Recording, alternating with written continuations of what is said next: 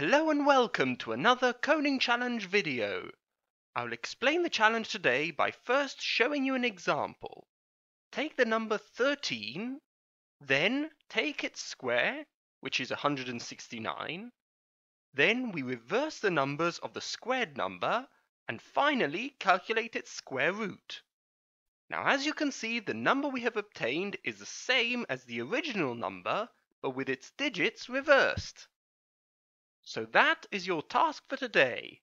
Find all the numbers between 1 and 1000 which, after reversing the digits of its square and square rooting that number, results in the original number with its digits reversed.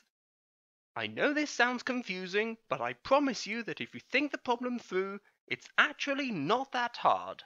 So make sure to give it a go, and as usual, if you need any hints, check out my previous videos or write your query in the comments below. I look forward to seeing you all again next week for the solution. And until then, happy coding!